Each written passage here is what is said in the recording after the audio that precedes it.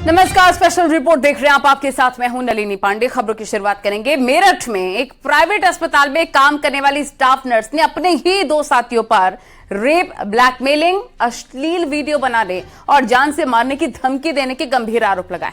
इस पूरे प्रकरण में खास बात यह है कि खरखौदा में शिकायत के बावजूद पुलिस ने आरोपियों पर कोई कार्रवाई नहीं की। अब एसएसपी से शिकायत के बाद पीड़िता का केस दर्ज किया गया है।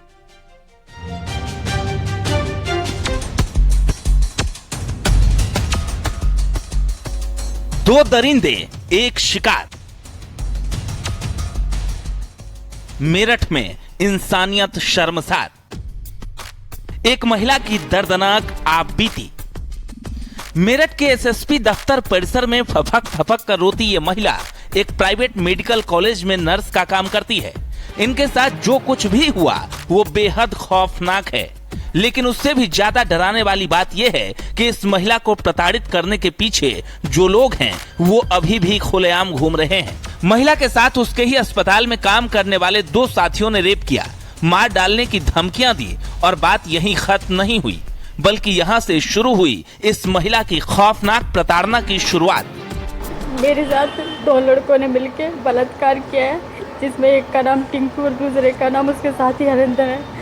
मैं एनसीआर हॉस्पिटल में नौकरी करती हूँ और उन्होंने मुझे रजिस्ट्रों के काम के बारे में ऊपर बुलाया और टिंकू ने पीछे से आके मेरा मुंह खींचा और मेरे दोनों हाथ पीछे पकड़ लिए और पैर मार के मुझे नीचे गिरा के हरिंदर ने मेरे कपड़े उतार कर मेरा बारी बारी तो उन्होंने मिलकर मेरा बलात्कार किया और मुझे मेरी असली गंदी वीडियो बनाई और कहा कि अगर मैंने किसी से भी बाहर जाके बताया तो मेरे परिवार वालों को ये सारी वीडियो दिखा के वायरल कर देगा और मेरे बच्चों को और मेरे पति को मारने की धमकी दी। और दिन वो मुझे कभी कहीं मुझे भी नहीं पता नशे नींद की गोलियां खिलाकर मुझे होटल पता नहीं कहाँ लेकर जाते थे और मेरे साथ बलात्कार करते थे।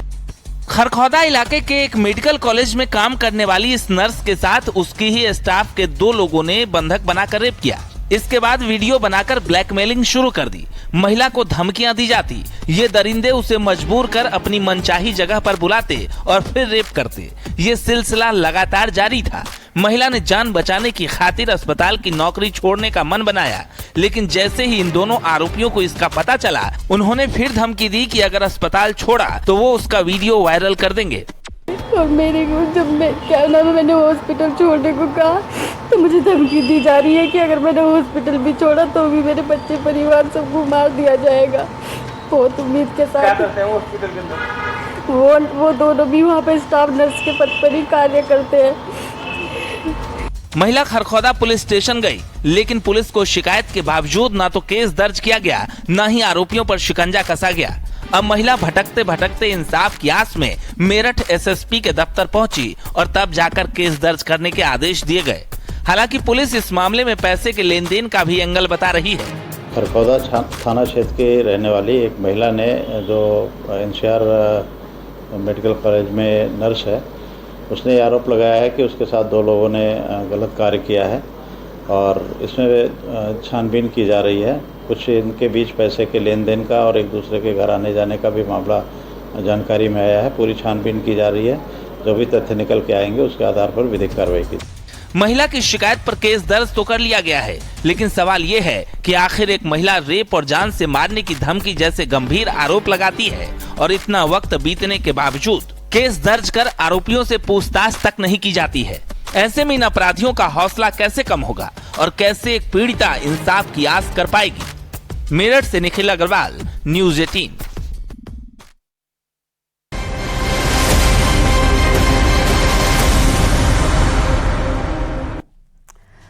और वही फर्जी चेक के जरिए चूना लगाने वाले एक शातिर गिरोह का चौंकाने वाला खुलासा हुआ है। प्रतापगढ़ पुलिस को एक के बाद एक दर्जन भर ठगी की शिकायतें मिली है, जिसके बाद पड़ताल शुरू की गई और सिरे जोड़े गए। तो जो कुछ सामने आया उससे हर किसी का सावधान होना जरूरी है। देखिए रिपोर्ट।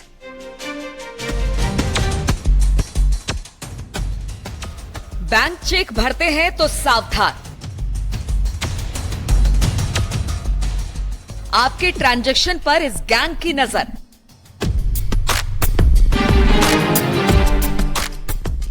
नकली चेक से असली ट्रांजैक्शन का खेल। अगर आप भी चेक के जरिए लेन देन करते हैं तो जरा सावधान हो जाइए। आपको अपने ट्रांजैक्शन को लेकर ज्यादा एहतियात बरतना जरूरी है। दरअसल एक गैंग लोगों के बैंक चेक का क्लोन बनाकर लाखों का चूना लगा चुका है। हालांकि प्रतापगढ़ पुलिस ने इन लोगों का पर्दाफाश कर दिया, लेकिन शातिरों की ये साजिश किसी को भी अपना शिकार बना सकती है। चेक की क्लोनिंग कर बैंक अकाउंट से पैसा उड़ाने वाले गिरोह का प्रतापगढ़ पुलिस ने खुलासा कर दिया है। 3 ऐसे अभियुक्तों को पुलिस ने गिरफ्तार करते हुए जेल भेज दिया है। वहीं पुलिस के पूछताछ में उन्होंने बताया है कि 65 चेक से अभी तक उन्होंने 1.5 करोड़ रुपए की धनराशि का ट्रांजैक्शन किया है। उत्तर प्रदेश के प्रतापगढ़ में सक्रिय रहे इस गैंग ने अभी तक 65 बैंक चेक की क्लोनिंग कर पैसा निकाला और 1.5 करोड़ से ज्यादा का चूना लगा दिया। ये लोग पहले तो बैंक में फर्जी डॉक्यूमेंट्स के जरिए एक बैंक अकाउंट खुलवाते थे, उसके बाद क्लोन चेक के जरिए ट्रांजैक्शन करते थे। हालांकि इस पूरे मामले में बैंक कर्मचारियों की मिलीभगत का भी खुलासा हुआ है। ये लोग बैंक में अपने साथियों की मदद से लोगों की इंफॉर्मेशन कलेक्ट करते थे, जिनके बैंक अकाउंट में फोन नंबर लिंक नहीं रहते। इसके बाद ये लोग इन लोगों के चेक की क्लोनिंग करते और किसी दूसरे शहर में बैंक चेक को कैश करा लेते थे।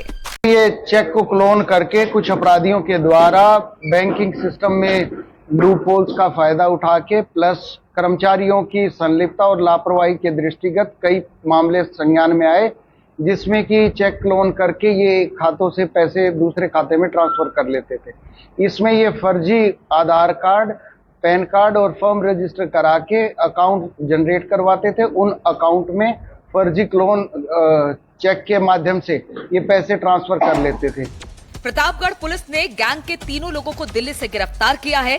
साथ ही बैंक के अंदर उनके साथियों को लेकर पूछताछ और पड़ताल भी की जा रही है।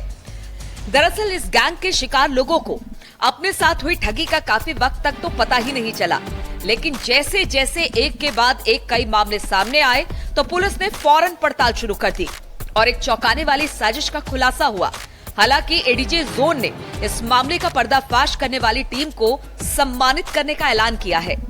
ये पूरी की पूरी मोडस ऑपरेंडी को बेसिकली एस्टेब्लिश करने के लिए एक टीम का गठित किया गया था, जिसमें एएसपी अंडर ट्रेनिंग के द्वारा इस टीम के नेतृत्व किया गया और इसमें 3 अभियुक्तों को पकड़ा गया। उनके द्वारा अवगत कराया गया कि वो इस प्रकार से इस कार्य प्रणाली के द्वारा ठगी करते थे, लोगों के पैसे ट्रांसफर करते थे। तो इन सारी चीजों को बैंकिंग ऑफिशियल्स के साथ भी काफी लगातार पूरी प्रक्रिया के दौरान डिस्कस किया गया और बड़ी रिस्पॉन्सिबल तरीके से बैंक ऑफ बड़ौदा के द्वारा इन सारी चीजों को मानते हुए जो चेक क्लियरेंस की प्रणाली है उसमें काफी बड़ा बदलाव भी किया गया है। वहीं ऐसा ही कुछ फ्रॉड सामने आया उत्तर प्रदेश के औरैया से। यहाँ एक गैंग एटीएम बूथ पर लोगों को अपनी ठगी का शिकार बनाता था। ये लोग बड़े ही शातिर तरीके से मदद करने के नाम पर भोले भाले लोगों के एटीएम कार्ड बदल लेते थे। इसके बाद पैसा निकालकर रफू चक्कर हो जाया करते थे। इस गैंग के 2 अपराधियों को पुलिस ने धर दबोचा और करीब 14 मामलों का पर्दाफाश कर दिया है।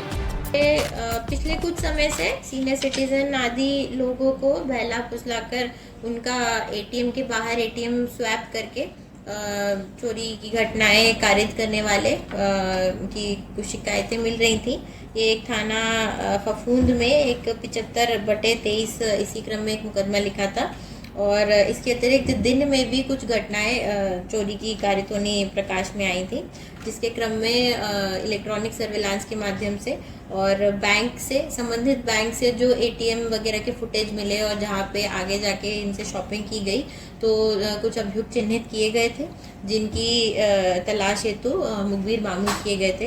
तो इनकी जानकारी मिली कि आज सुबह भोर में ये फिर से जनपद में आए हैं, रुक के आज कहीं और घटना कारित करने का इनका प्लान था।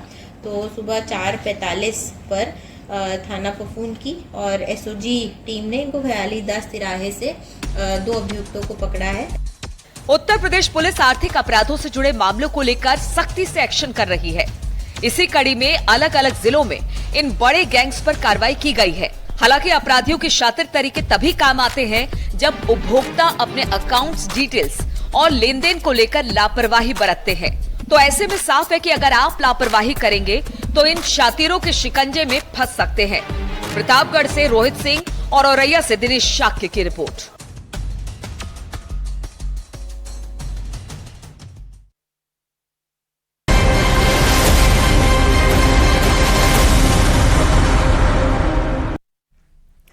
और उधर मेरठ में नटवर लाल बने होमगार्ड्स के ऐसे खेल का खुलासा हुआ है जिसके जरिए वो लाखों के लूट मचा चुके थे। ये लोग नकली नोट बेचने वाले गिरोह की आड़ में पहले लोगों को फंसाते थे और फिर वर्दी पहनकर छापेमारी के जरिए सारा पैसा लेकर फरार हो जाते थे।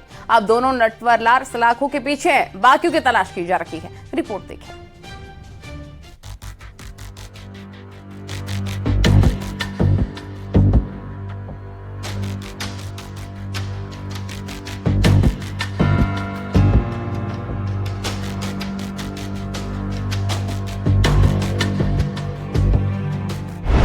लालच का फायदा उठाया, लोगों को फंसाया।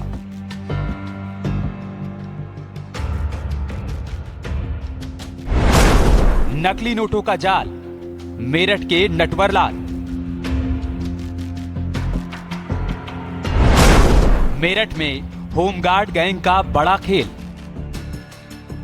मेरठ पुलिस ने एक ऐसे गैंग का पर्दाफाश किया है जो पहले तो जरूरतमंद लोगों को असली नोटों के बदले बड़ी संख्या में नकली नोट देने का वादा करता। डील पक्की होने पर जैसे ही डिलीवरी का दिन आता उसी वक्त मौके पर पुलिस का नकली छापा पड़ जाता। जेल जाने के डर में फंसा इस गिरोह का शिकार चुपचाप अपने असली नोट भी जब्त हो जाने देता, बल्कि अलग से पीछा छुड़ाने के लिए पैसा भी दिया करता।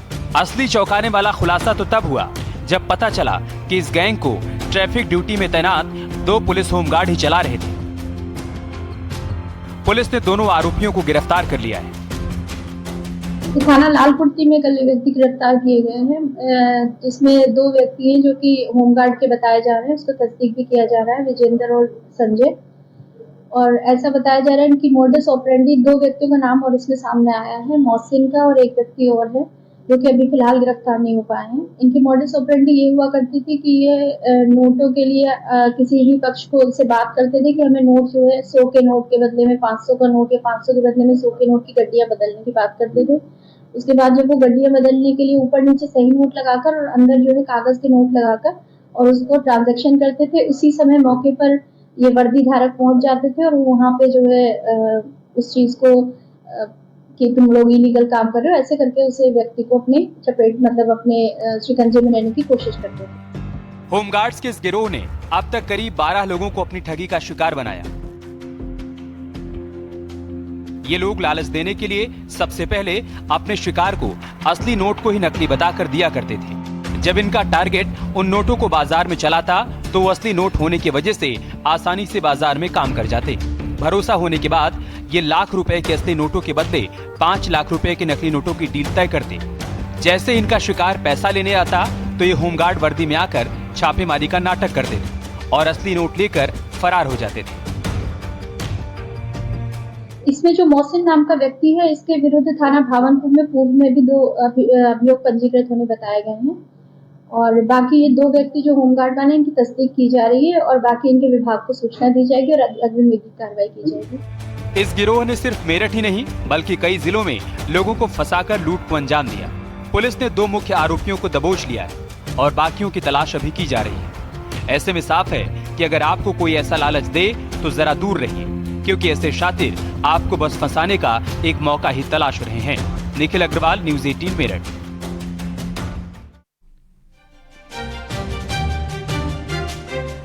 उमेश पाल शूटआउट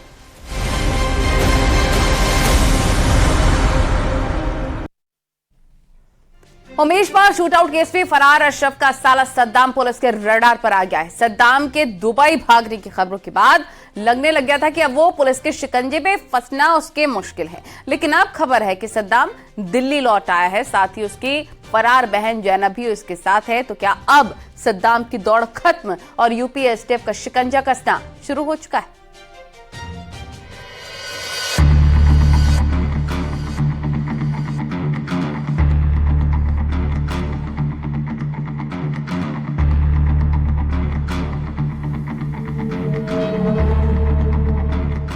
लौट आया अतीक के भाई अशरफ का सबसे खास गुर्गा।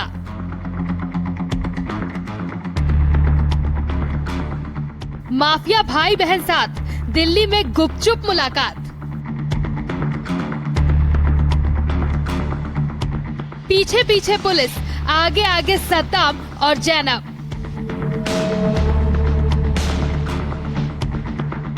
प्रयागराज के उमेश पाल हत्याकांड मामले में दो महत्वपूर्ण इनपुट सामने आ रहा है और जिसका सीधे तौर पर कनेक्शन राजधानी दिल्ली से जुड़ता हुआ नजर आ रहा है।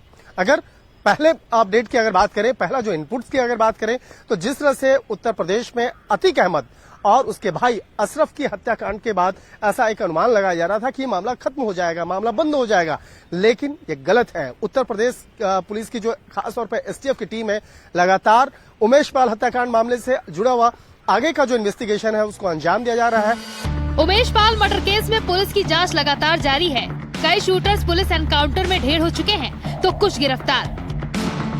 पूरे प्लान के मास्टरमाइंड अतीक अहमद और उसके भाई अशरफ की प्रयागराज में हत्या की जा चुकी है, लेकिन अभी तक अतीक की पत्नी शाइस्ता परवीन, अशरफ की पत्नी जैनब फातिमा और अशरफ का साला और सबसे खास गुर्गा सद्दाम पुलिस की गिरफ्त से अभी भी बाहर है। लेकिन अब पुलिस सद्दाम और जैनब दोनों के ही बहुत करीब पहुंच चुकी है। 24 फरवरी को हुए उमेश पाल और दो सरकारी गनर शूटआउट के बाद माफिया अतीक अहमद के भाई अशरफ का साला सद्दाम दुबई फरार हो गया था, लेकिन पुलिस सूत्रों का दावा है कि सद्दाम दुबई से वापस स्वदेश लौट आया है और उसकी लोकेशन दिल्ली में मिली है। इसके साथ ही साथ अतीक अहमद के भाई अशरफ की पत्नी जैनब फातिमा भी फरार चल रही थी और उसकी भी लोकेशन दिल्ली के एक शॉपिंग मॉल में ट्रेस की गई है। और इसके साथ ही साथ अब दिल्ली पुलिस के साथ ही साथ प्रयागराज से पुलिस और एसटीएफ की टीमें दिल्ली पुलिस के संपर्क में है और शॉपिंग मॉल का सीसीटीवी फुटेज खंगाला जा रहा है ताकि जैनब का पता लगाया जा सके। उत्तर प्रदेश के प्रयागराज में उमेश पाल शूटआउट की साजिश रचने और अतीक अहमद के भाई अशरफ को जेल अधिकारियों के साथ मिलकर तमाम सुविधाएं मुहैया कराने का आरोपी सद्दाम अब दुबई से लौट आया है। पुलिस उसकी कब से तलाश कर रही थी। उमेश पाल की हत्या होने से पहले ही आरोपी फरार हो गया था। सद्दाम अशरफ का साला है और पुलिस ने उस पर 1 लाख का इनाम रखा है। कुछ दिन पहले ही पुलिस को सद्दाम की लोकेशन दिल्ली में मिली, जिसके बाद पुलिस की एक टीम सद्दाम को ट्रेस एंड ट्रैक कर रही थी। अतीक के भाई अशरफ का साला सद्दाम उमेश पाल की हत्या से पहले ही दुबई भाग गया था। पुलिस अब इस मामले में जांच कर रही थी तो खुलासा हुआ कि उमेश की हत्या का पूरा षड्यंत्र बरेली जेल में रचा गया था।